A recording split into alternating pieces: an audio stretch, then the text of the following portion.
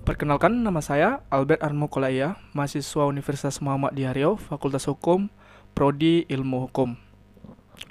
Nah, di video kali ini saya bakalan mencoba menjelaskan beberapa pertanyaan atau beberapa judul kecil dari salah satu mata kuliah, yaitu Hukum Zakat dan Wakaf, yang mana beberapa pertanyaan atau judul kecil yang saya akan jelaskan ini adalah untuk memenuhi TS atau ujian tengah semester. Yang mana di sini yang pertama adalah dasar hukum zakat dari aspek hukum Islam, dan yang kedua regulasi zakat di Indonesia, yang ketiga pentingnya zakat sebagai bentuk ibadah sosial dan upaya mendongkrak perekonomian, dan yang keempat adalah pentingnya adanya lembaga yang dikelola secara profesional demi tercapainya hasil yang maksimal. Baik, langsung saja, di sini saya akan menjelaskan tentang dasar hukum zakat dari aspek hukum Islam. Nah, di sini dasar hukum zakat dari aspek hukum Islam ini terdapat tiga. Yang pertama Al-Quran, dan kedua dalil sunnah, dan yang ketiga adalah ijma. Yang pertama, Al-Quran. Nah, dalam Al-Quran, QS At-Taubah surat 9 ayat 60 bahwa sesungguhnya zakat-zakat itu hanyalah untuk orang-orang fakir, orang-orang miskin, pengurus-pengurus zakat, para mu'alaf yang dibujuk hatinya untuk memerdekakan budak, orang-orang yang berhutang untuk jalan Allah, dan untuk mereka yang sedang dalam perjalanan. Sehingga suatu ketetapan yang diwajibkan Allah, dan Allah Maha Mengetahui lagi Maha Bijaksana. Itu adalah penguat atau dasar hukum dari yang terdapat dalam dari Al-Quran.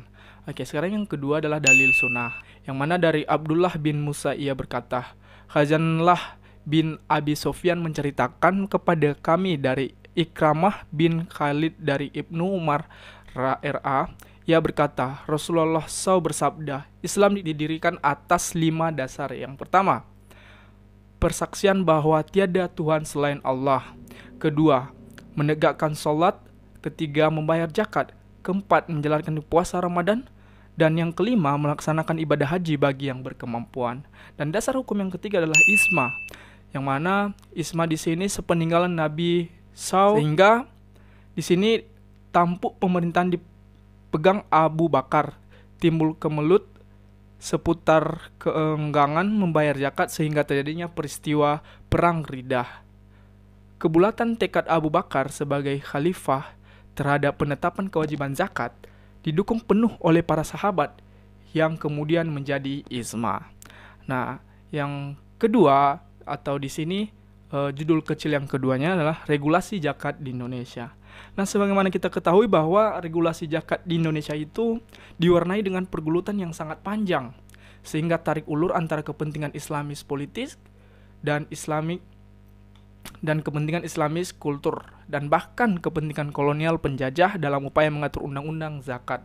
Hal itu dimulai dari kolonial penjajah dengan adanya Bizblat nomor 1892 tanggal 4 Agustus 1893 yang berisi tentang kebijakan pemerintah kolonial mengenai zakat.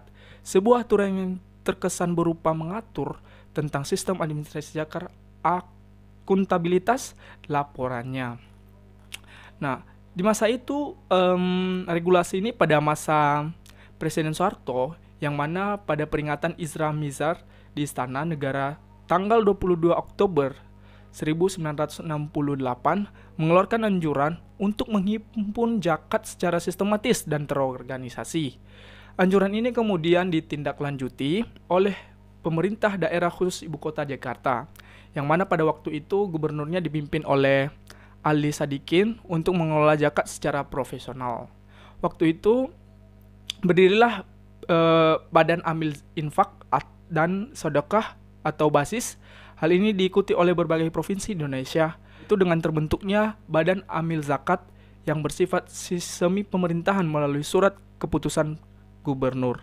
Badan tersebut tampil dengan nama yang berbeda melalui surat keputusan gubernur tersebut dengan berbeda di setiap daerah masing-masing, namun pada umumnya mengambil nama BASIS, sampai akhirnya munculnya Undang-Undang Nomor 38 Tahun 1999 dan Undang-Undang Nomor 23 Tahun 2011 tentang pengelolaan zakat. Nah, di sini kita tahu bersama bahwa regulasinya itu sangat berdampak pada pembentukan undang-undang zakat ini. Nah, kemudian di sini agama dan negara berintegrasi dalam kepentingan kesejahteraan masyarakat. Agama memberikan solusi terhadap negara melalui zakat. Dengan demikian, agama dan negara melakukan hubungan simbiotik. Jadi signifikasi regulasi zakat dalam rangka mengoptimalkan peran negara dalam memajukan kesejahteraan umum. Dan judul yang ketiga adalah pentingnya zakat sebagai bentuk ibadah sosial dan upaya mendongkrak perekonomian. Nah, di sini saya membagi dalam dua kelompok, yaitu pentingnya zakat sebagai bentuk ibadah sosial. Mengapa hal tersebut dikatakan? Karena kita ketahui bersama bahwa zakat merupakan salah satu bentuk ibadah sosial yang mampu mengetaskan kemiskinan umat. Yang mana di sini salah satu bentuk ibadah sosial yang mengetaskan kemiskinan umat bukan hanya untuk umat Islam. Apabila semua orang yang mau menunaikan zakat, maka umat manusia akan makmur. Permasalahan sosial kemiskinan yang ada pada saat ini salah satunya adalah karena tidak berjalannya ibadah sosial zakat tersebut di tengah masyarakat, khususnya umat Islam.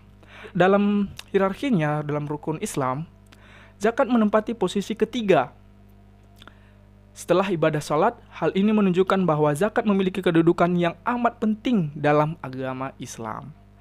Dan terus untuk dapat membentuk karakter-karakter yang bagi seorang muslim yang berzakat atau muzaki maupun yang menerima atau mustahik, antara lain membersihkan diri dari sifat-sifat bakhil, menghilangkan sifat kikir para pemilik harta, mengembangkan rasa tanggung jawab sosial terutama bagi pemilik harta, dan lain-lain.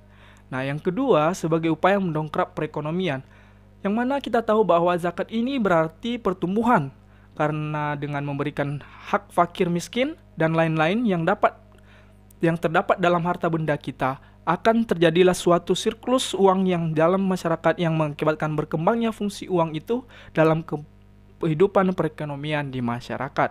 Dan yang keempat adalah judul yang keempat adalah pentingnya adanya lembaga yang dikelola secara profesional demi tercapainya hasil yang maksimal. Nah, di sini mungkin maksudnya adalah apa sih pentingnya lembaga itu? Ya, mengapa adanya lembaga supaya agar dikelola secara profesional. Nah, di sini saya menganalisa bahwa itu adanya tujuan good governance, di mana birokrasi yang bekerja secara efisien, efektif, dan produktif sehingga mampu memberikan dampak kerja positif atau manfaat kepada masyarakat. Birokrasi yang bekerja transparan atau terbuka namun tetap memperhatikan perlindungan atas hak asas pribadi, golongan, dan rahasia negara. Nah, untuk ini menurut Ustaz Bobby Heriwibowo mengungkapkan terdapat 5 poin penting tentang sebaiknya mengamalkan zakat itu kepada lembaga-lembaga yang terdaftar yang sudah sah disahkan oleh undang-undang. Itu yang pertama, bahwa karena zakat merupakan perintah Allah. Nah, kemudian yang kedua, zakat menjadi penting untuk menjaga harta zakat, yang mana bila di sini contohnya bila berzakat langsung kepada seorang yang sakit, maka zakat itu hanya dapat tertunaikan sekali saja. Tetapi jika dikumpulkan melalui amil zakat, masyarakat lain dapat menikmati program mereka yang berbentuk seperti rumah sakit atau klinik yang bisa bermanfaat lebih luas lagi. Yang ketiga adalah zakat dapat menjaga keikhlasan orang yang menunaikannya. Nah, di sini boleh memang menunaikan zakat langsung kepada penerima manfaat. Bahkan beberapa penerima boleh juga menyebut terang-terangan zakat yang dilakukan kepada orang lain. Tetapi alangkah baiknya untuk menjaga keikhlasan tersebut dengan mengamanahkan lewat amil. Dan yang terakhir, kehadiran amil zakat juga dapat menjaga martabat para penerima manfaat, sebab bagaimanapun penerima manfaat membutuhkan bantuan, mereka juga masih memiliki harga diri. Nah, sekian dari penjelasan saya tentang keempat judul kecil tersebut atau pertanyaan tersebut, yang mana di sini saya mohon maaf jika terdapat beberapa kesalahan atau kekurangan, karena mengingat saya menyampaikan apa yang saya baca dan saya pelajari, karena mengingat saya beragama Katolik, jadi mohon maaf jika ada banyak kesalahan. Dan terima kasih atas waktunya. Terima kasih.